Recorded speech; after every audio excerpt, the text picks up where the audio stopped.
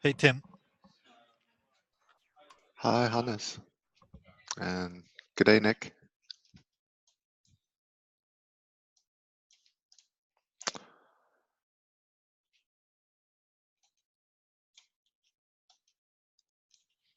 Good morning, everyone. It almost looks like there's natural light, but I think it's just... I have made sure there's a lot of light because otherwise you can hardly see. My room is very dark. The sun is actually finally coming up here. Nice. We'll give folks a little bit of time to join in.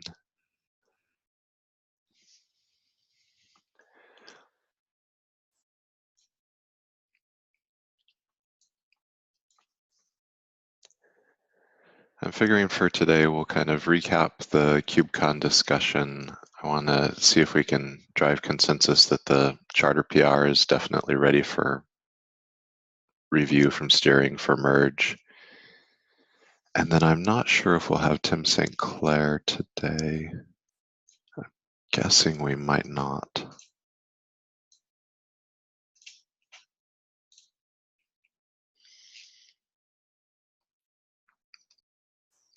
He had put his discussion of the stable versus dev tracks on the agenda.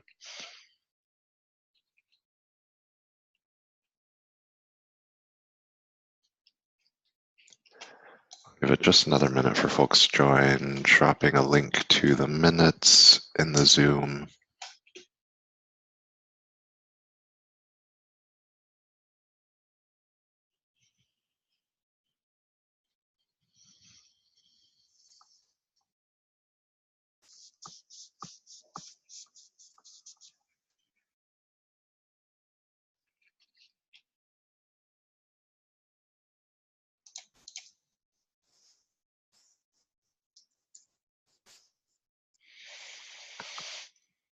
All right, we are 2 past the hour. I want to go ahead and get started to be mindful of time.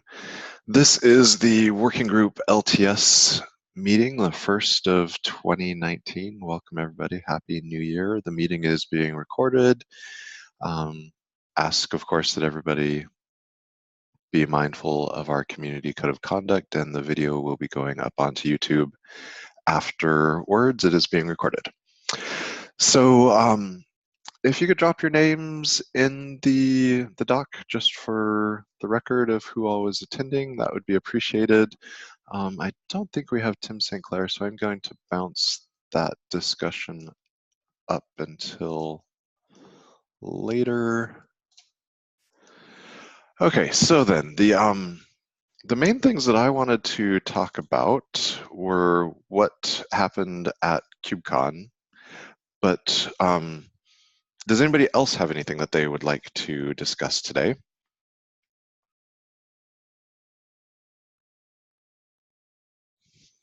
Those three things for me. Carry on. You go, Quentin. No, I was just going to, I think I mentioned it to some of you. I had an interesting chat with JP Morgan Chase in Seattle about this and found out that in fact they, as representative of large international bank, had no interest whatsoever in long-term support, which came as a surprise to me. So I was just wondering whether it would be worth having that discussion more broadly, and sorry I missed the opportunity to have the discussion in face in Seattle.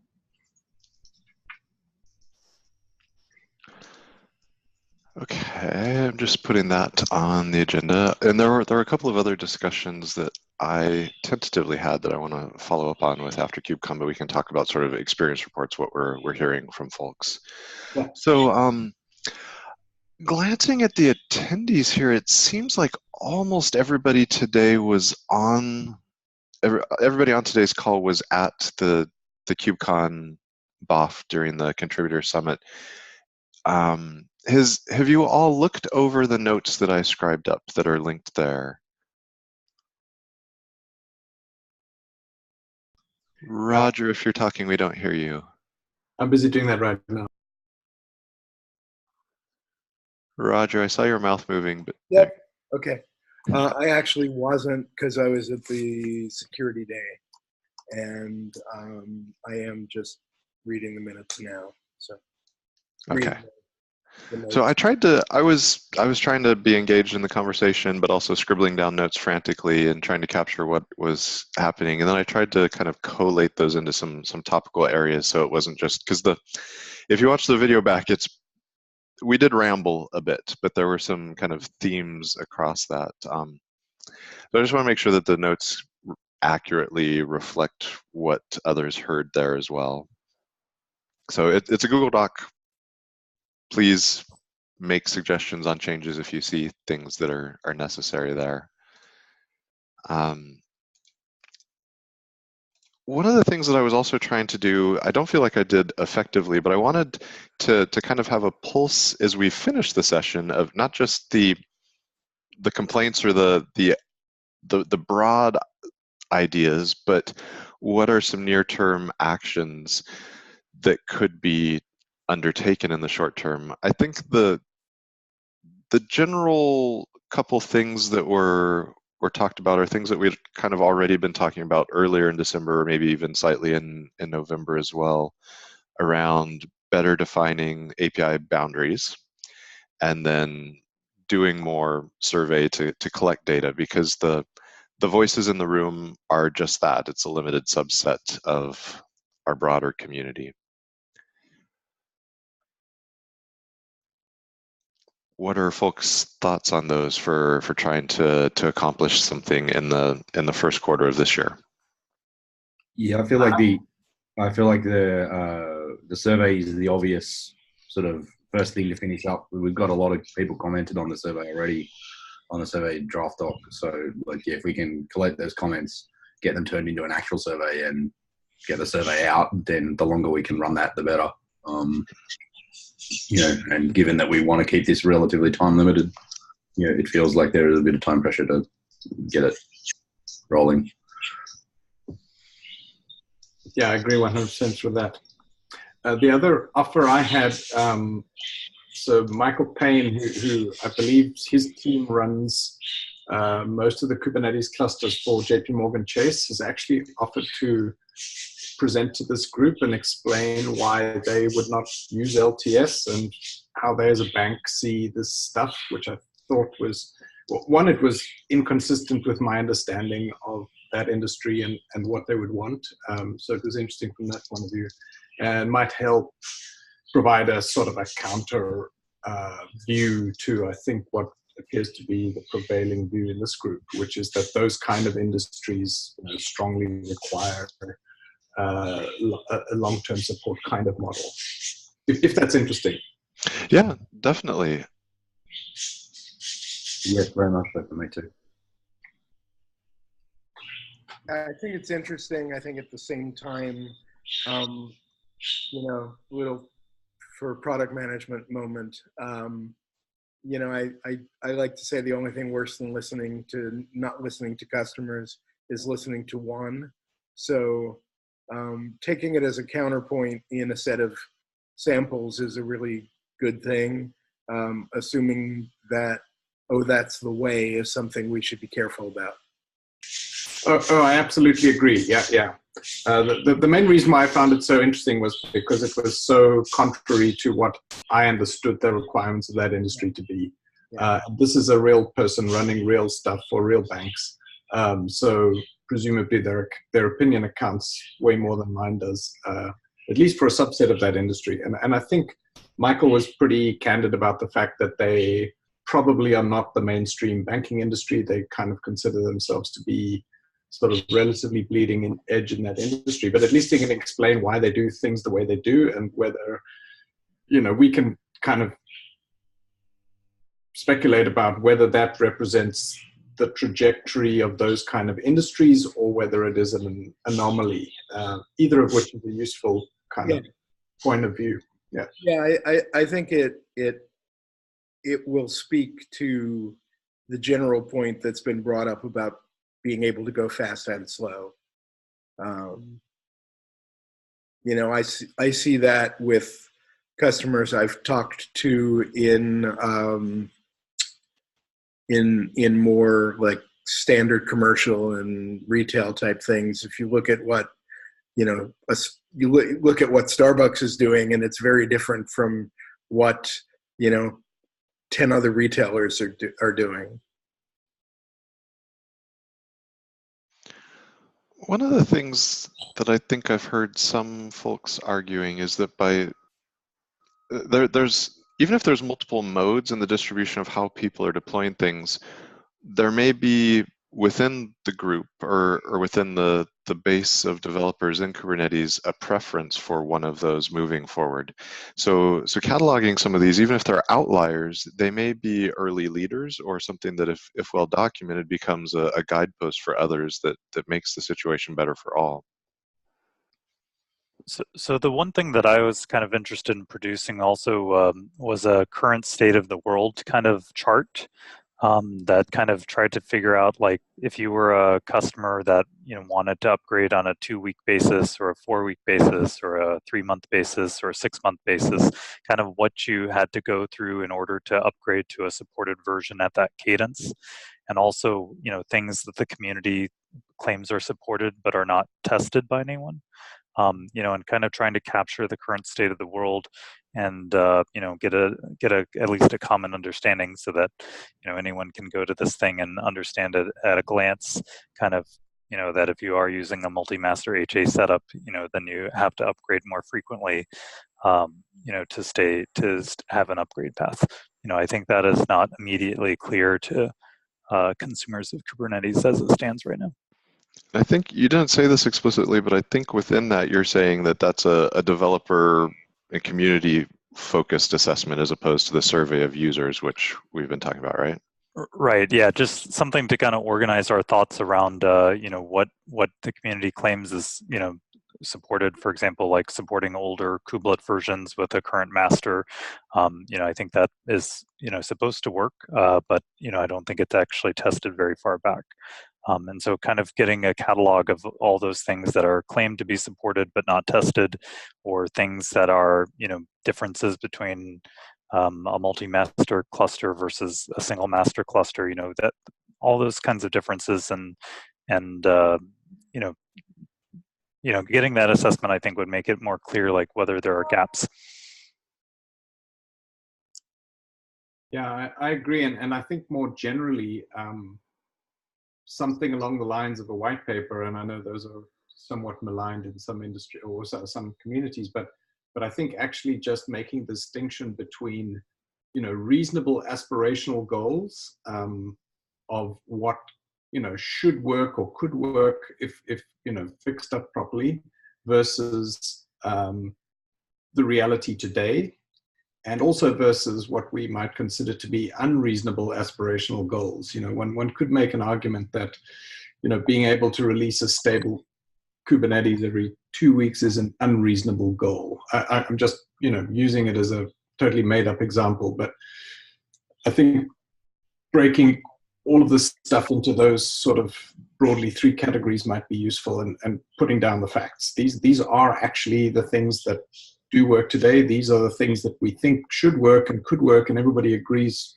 are feasible but don't, versus these are the things that we don't actually think will ever work. In Zoom chat, Jordan's mentioned that a lot of these topics are planned follow-ups. If you look at Kubernetes website poll 11060. So Jordan, when you say planned, is that a documented plan, or like, I know this has kind of been talked about, and I don't know I know it's definitely in your mind. Yeah. By planned, I mean they are unchecked checkboxes in a pull request opened by an OCD person. So on my list to get going this quarter is opening issues for those and kind of bringing those up in a lot of the same forums that pull request was brought up. I scrolled too fast. I saw the blue check boxes past the unchecked boxes. Got it. Okay. So yeah, Mark, if you want to coordinate on some of those, that would be great. Help is always wanted to gather those and drive those discussions. But yeah, some of those are more particular to particular SIGs, like how a kubelet upgrade process, and some are more like SIG Arch maybe topics, or SIG release, SIG testing, again, a lot of the same people are going to be involved in those conversations. But yeah, I'm a big +1 on identifying gaps to close them and making things clearer for people who need to consume this stuff. Yeah, my hope is that if we had some sort of chart like this, then any sort of ideas that this group came up with regarding LTS or any changes, you could evaluate against that kind of matrix and say, this idea is going to improve these, areas of the matrix, and, or it's not going to improve anything, or there are other non-LTS solutions that, improve the matrix, that, accomplish the same goals without, introducing another release type. So, I just think that, yeah, maybe some sort of, if there was a clear and coherent description of the problems, then you could evaluate the solutions against that. I like that that has a specific call to action there. I think it's something, I mean, I've highlighted it in the notes. I think it's something we should all go look at and figure out where we could start peeling away at some of that. Are there other things that folks want to talk about post KubeCon?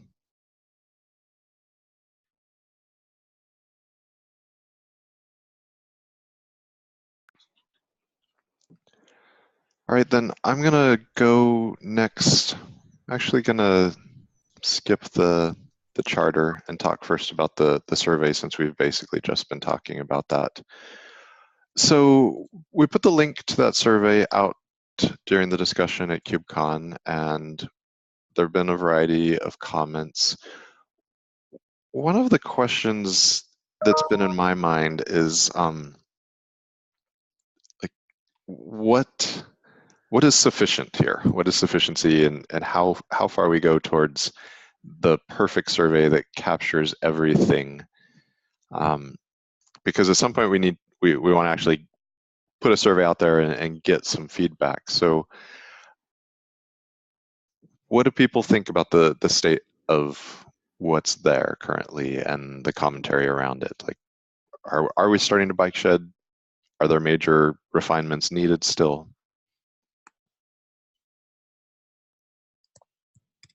I feel like the main thing that it needs is just probably a couple of people to sit down, sit down together, either in person or on a call, go through all the comments and sort of, make a call about them. Like, I feel like it's kind of stuck at the moment in the, hey, we're seeking feedback mode, and no one's sort of gone in and been like, okay, this feedback is good, this feedback is accepted, this feedback is, no, we're not going to do that. And that needs a relatively small team of people to just make some calls and be like, okay, in the interest of getting something out, we're doing this, and this. Resolve those comments, fold them into the doc, and then actually go and do and then say, this is the final one. Speak now or forever hold your peace. Yeah, one way of achieving that is just to set a deadline and say, we're going to publish whatever we have on the deadline, and maybe the end of January is a reasonable deadline if that's not too late already. So Nick, what do you think? I mean, I'm willing to coordinate on it if you want to. Yeah. Should we go ahead and do that kind of editorial voice scrub through? Because for the simpler comments that went by, I think we were sort of accepting and nudging things around, but yeah. Some of the ones that remained are ones where a little bit bigger choice needs made. If we go ahead and do that, then we could come back at the meeting 2 weeks from now. That would be like the 22nd, 23rd, something like that. And share what we believe to be a final draft with folks, and see if it thumbs up, and then, as Quentin says, be able to put it out there by the end of the month. Yeah, I think that sounds pretty reasonable to me. I'm happy for it to be you and me in the absence of anyone else putting their hand up. Does anybody else feel passionately about doing that? No, I was just going to make another statement, which is that this doesn't have to be the last survey, obviously. So I think as long as we're not sending out a new survey every month, once or twice a year is fine. So if this thing gives us useful information for the next 6 months, I think it's good enough. Agreed. All right, so I will ping you on Slack, Nick, and we can coordinate something that's not in silly time of the day, hopefully for you. Yeah, that's fine. Thank you. All right, so I'm just going to quickly take note of that.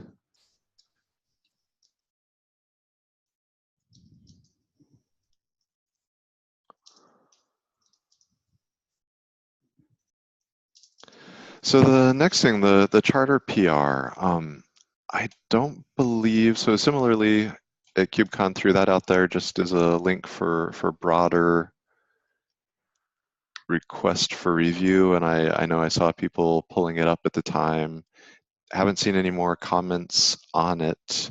Does anybody here have anything that they think is particularly blocking there, should be revised, improved? Is it sufficient? Should we actually ping steering and say, yes, please move forward? No blockers from me. Yeah, last time I looked at it, it looked fine. I think I gave it a sort of LGTM from my side, so I'm not aware of any blockers. Okay, I will ping steering on that.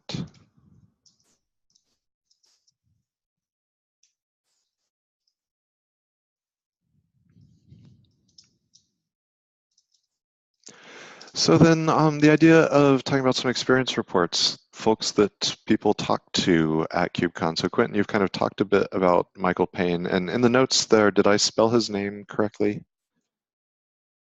I'll check. It's Payne. Pay, okay. Cool. So I briefly talked with a couple people there, but basically just enough to say like, hey, this working group exists, and they were intrigued, and I told them in the new year I'd kind of cycle back and engage with them. So I owe them a reaching out. But has anybody else had conversations, whether face-to-face at KubeCon or over the last month?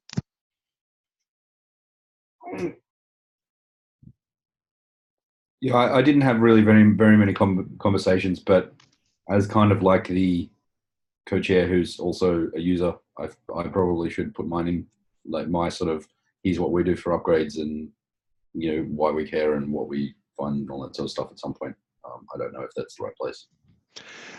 How do folks think we should try to organize that? Like, should we be trying to kind of come up with some of the same sort of buckets that are in the survey and have like almost a spreadsheet table of Representative Fu from company bar describe these types of things? Like, what's a way to have that easily visualized? Do you think like a shared doc with some sort of formatting we could capture and collate that type of stuff reasonably? There's so many variables here. I feel like it's hard to have something succinctly readable. I mean, I think something with some sort of fields for essentially metadata about the use case to enable us to classify them a bit would be useful. But aside from that, it'll be mainly free text. Like, but yeah, having like a, you know, who are you? Where do you come from?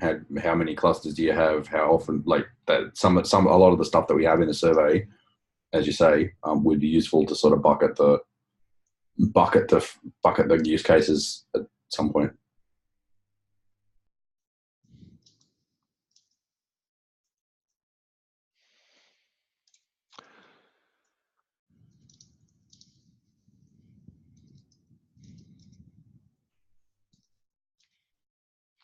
Because what I don't want is just our meeting minutes to just sort of be a big rambling collated list of anecdotes. Like somehow we have to bring that together in a meaningful way.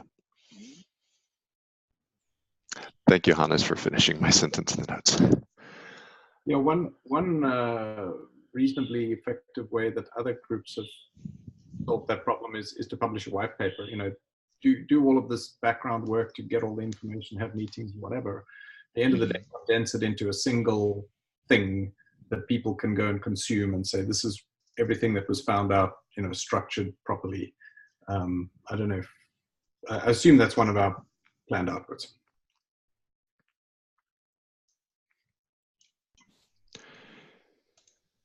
Yeah, I think that's reasonable. Whether white paper or something kepish. Yeah.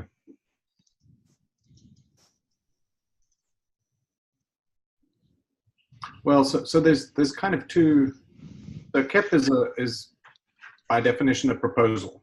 Yeah, so and that's where I say ish, sort of like a pre-KEP-ish, the informing background information in a way that feels KEP-ish without the proposal part, perhaps, or I feel like the other working groups white paper type documents that I've seen have kind of laid out a lot of background and then a set of possible proposals. So that being ahead of the KEP where a proposal is made, it kind of lays the groundwork and potential directions, but still has that plurality to it. Yeah, I mean, I would caution against calling it a KEP when it's not a KEP, or even KEP-ish if it's not a proposal for an enhancement, but rather white paper seems to be the terminology used for saying, here's what we discovered through our research.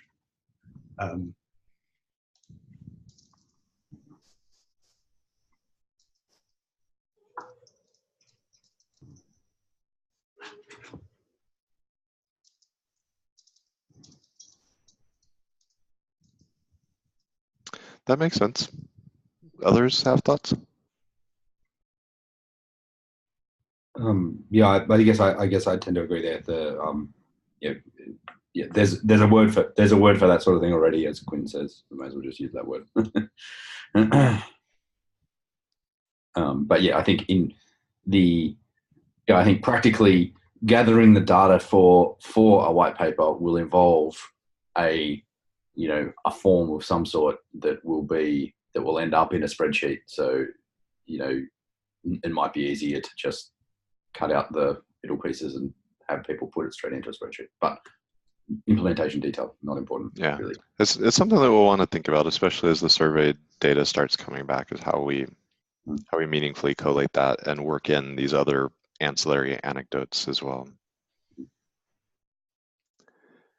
Just one question to clarify. So maybe I can start with a statement, which is that my understanding is that the output, this white paper thing, let's call it that for now, would be a curated document that you could sit down and consume, like from beginning to end, and at the end feel like you had a better understanding of everything related to this effort in as succinct and dense form as possible.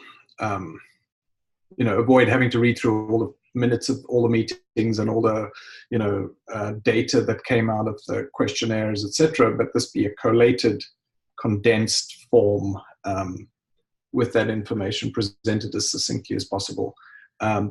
Obviously, with links to detailed data where needed, and all the background information and meeting minutes and videos and everything else. Is that a common understanding? Did I misunderstand this idea that the end result would be a spreadsheet? Sorry. So that was me sort of more saying that in order to write that, you will need all that data in a spreadsheet at some point. Sorry, I was confusing the issue. So I agree. That having effectively a point in time document of here's where we are at, to enable people to start from that point rather than having to roll back through all the meeting minutes, I think is very useful. Speaking as someone who often has to pick up where a SIG or a working group is up to by reading the meeting minutes because I can't attend the meetings, it is very useful. I think one of the things that whether it's spreadsheet specifically or something else, the notion of some basic schema, so that when we're talking to somebody, we say like, oh, well, we haven't asked about their upgrade path, or we haven't asked about that there are a certain key set of buckets that we've identified as the ones where we want to pull data, so that it's not that things are comprehensive enough that we don't then retroactively have to discount somebody's information because it seems irrelevant because we don't even know how they do X. We want to make sure that we have actually all of the data. Yeah, one approach I've seen used reasonably effectively in the past is to start by actually building essentially the table of contents for the white paper, so that you know exactly what areas you're going to cover, what a customer report or use case report looks like, what the subheadings are, and then at least we can sort of bite shed that a little bit, but hopefully in a fairly short order of time. And I'm thinking like at the next meeting, we can look at a draft of that thing and say, yes, that's what the end result, that's what the table of contents of the end result looks like, and everything else serves to fill in the gaps. Yeah, that makes sense. And I'm thinking that also is Nick and I scrubbed through the survey, and maybe if we think about some of the buckets of discussion that I kind of collated the notes from the KubeCon off into, that maybe those inform our key areas, but we could also kind of try to transition that into something like an initial table of contents and see if that makes sense to people.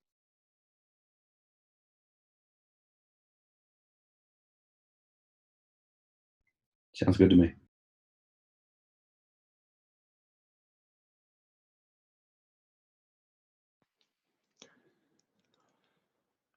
Anything that folks think we're missing here? Any other comments want to talk about there? Any other experiences people heard from users at KubeCon?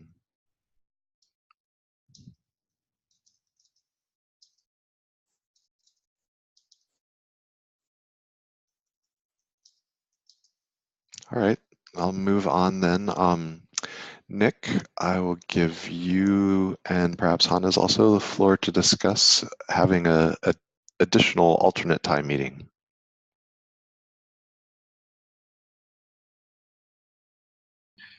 So I think we discussed this briefly in a couple of the previous meetings.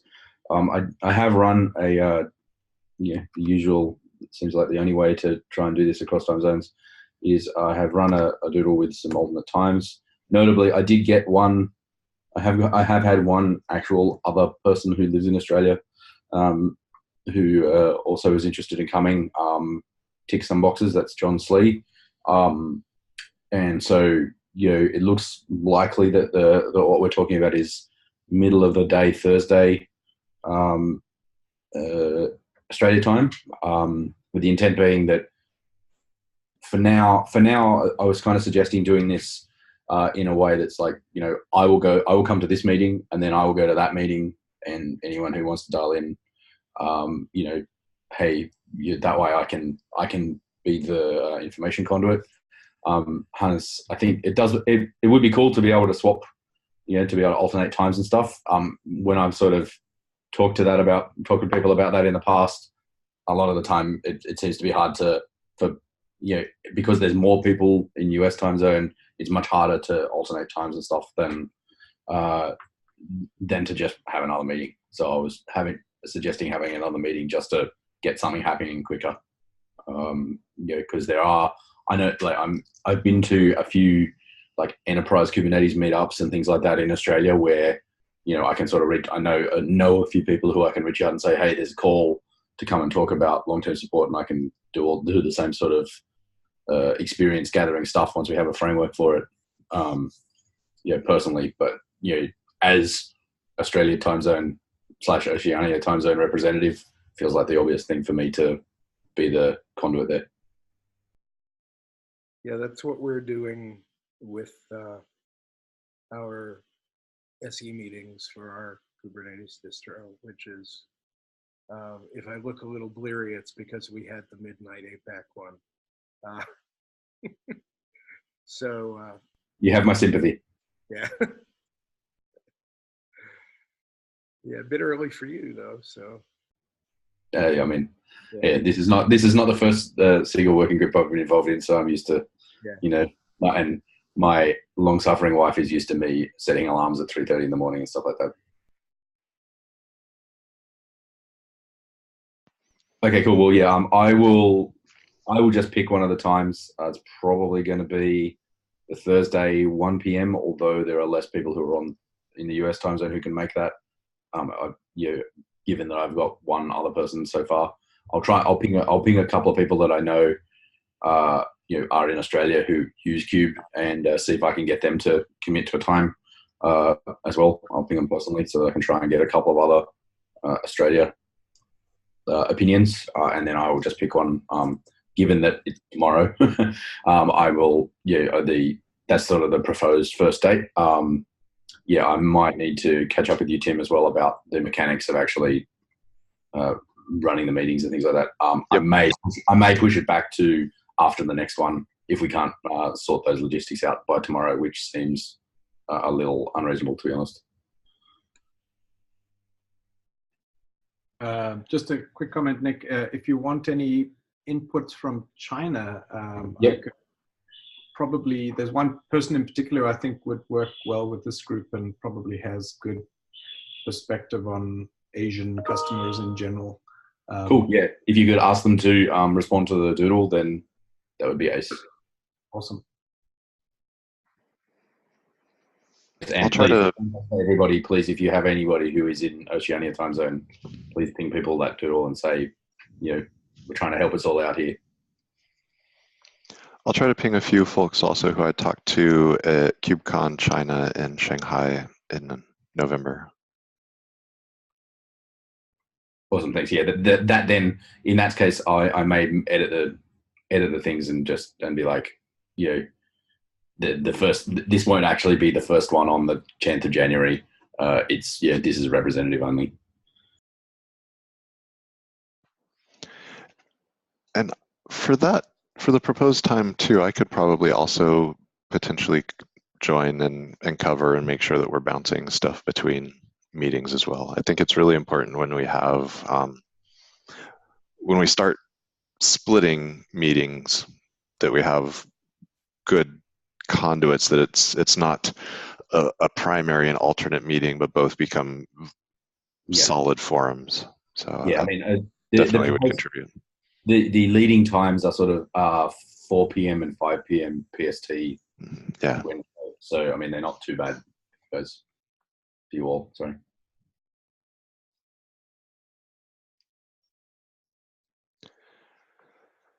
So one other thing I threw on the agenda, KubeCon EU 2019, we're 10 days from the end of the CFPs there. I was sort of just presuming that I would throw out a proposal for another BOF session there.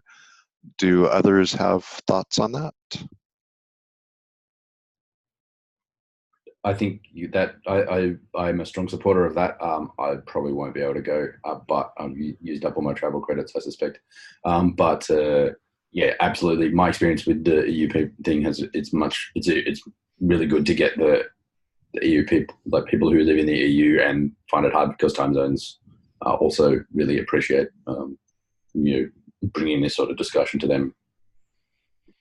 And presumably at that point we'll have formulated a lot of the initial documentation and information, and be also perhaps starting to drift in much more in the direction of proposals as well, and be able to kind of vet those against people to see, like, no, we'd never use that, or yeah, we could like that, or kind of start getting a pulse of that as well.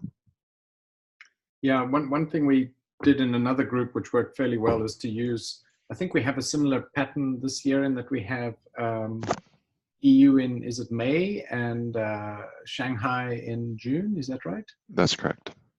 So I mean, there's a good kind of forcing function to say we publish the white paper so we can present it both in EU and Shanghai, and then consider that sufficient distribution, in addition to whatever other email mechanisms and presenting here, and we consider that draft now final. And then the proposal is based on the finalized thing that has been, presented at 2 KubeCons.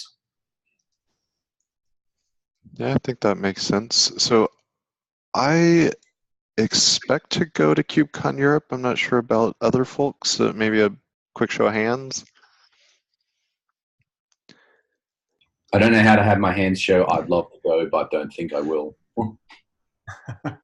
Yeah, I'll probably be at both of those too, if I can help.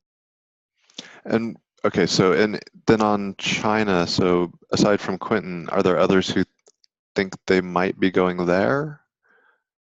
Hannes is a maybe. I am most likely a no personally on that one. I don't know. Our events guy asked me to plan to go to both, but I'm not sure how that's going to shake out when the times actually roll around. So that, and there are government travel advisories that make this even more difficult to plan too far ahead. But yeah. Mm-hmm. Yeah, well, at least I think they have to take me back in. I'm trying to plan a vacation for right around then that I've been trying to plan for quite a while. So that's my primary conflict. But What was that word? What's that? What was that word? Vacation. Yeah, I vaguely remember it. FIFA Women's World Cup and the Tour de France, France Good play. 2019. That's my goal. We'll see if it happens. Yeah. All right. Well, I'll draft. I mean, I think for SIGs and working groups and that sort of stuff, it's fairly straightforward. But I'll throw a little blurb of a abstract draft out for KubeCon Europe. I'll send it to the mailing list, bounce it through Slack, just to kind of see if anybody has feedback, and then make sure that that's submitted ahead of the January 18th date. And then we should think about trying to find representation who could be in China or who could be thinking about committing. I mean, I know we have a planning cycle and it's a ways out, but to try and figure out if we can actually realize something there.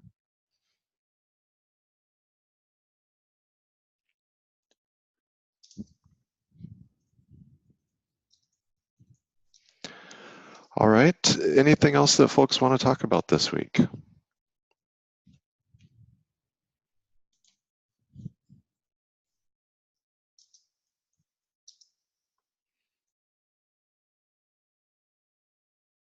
Go in once, twice. All right. Well, I've captured some notes. I've captured a number of to-dos, and I'll get the video of this uploaded, and we'll continue the discussion over the coming weeks and meet again in 2 weeks' time. Thanks, everyone. Thank you. Bye. Thanks. Ciao.